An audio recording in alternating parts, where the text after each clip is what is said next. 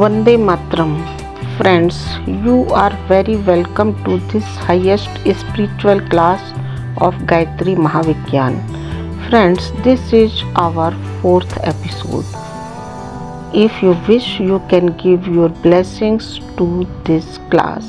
Your blessings are always encouraging for me.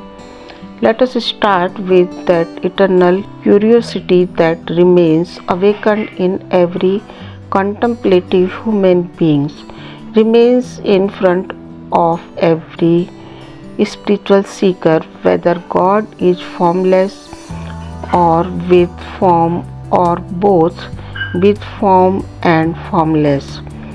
Let us solve this eternal curiosity. Usually, God is sometimes understood as formless, sometimes with form, and sometimes with both.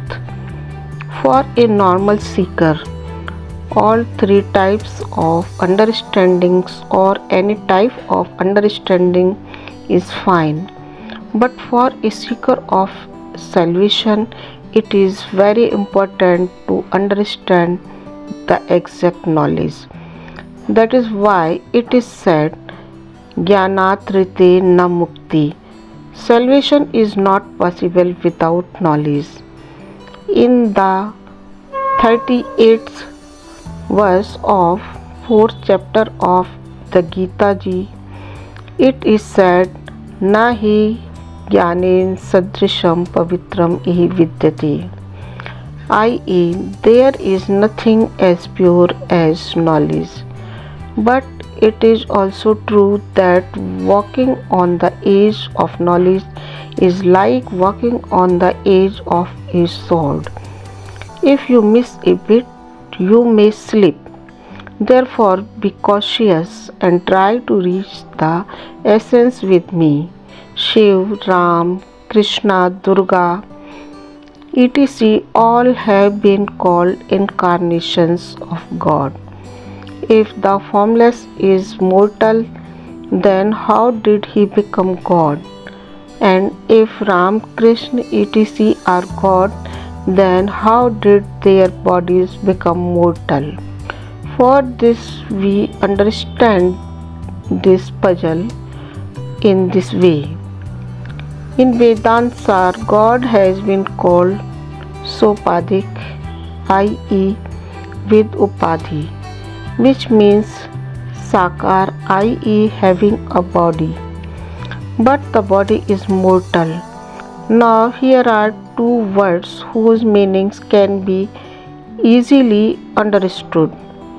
God, who does not get destroyed, is immortal like the soul is immortal, unborn, and is omnipresent. The opposite word of this word is Nashwar, which gets destroyed like the body. When the same supreme power of Sat Chit Anand appears on earth, then even after being situated in this mortal body, it does not get involved in physical worldly activities. It always remains situated in its Ishitva Bhav.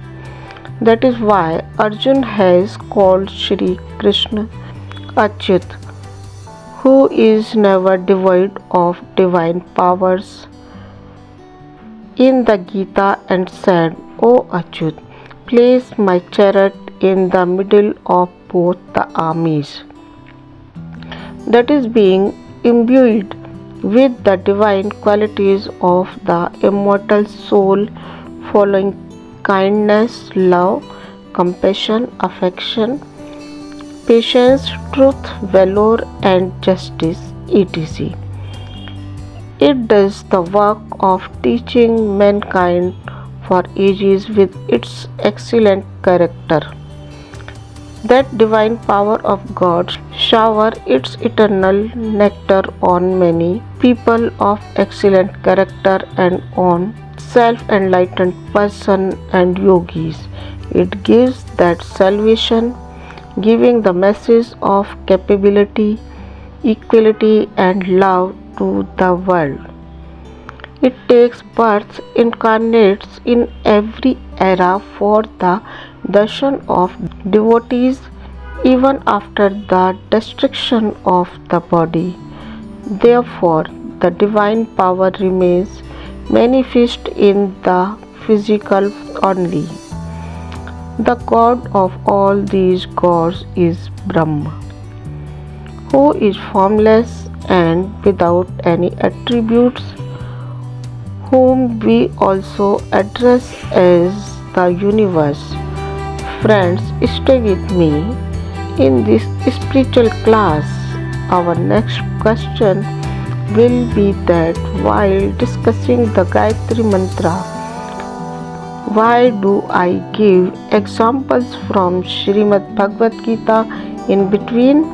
So know its basic secret in the next video.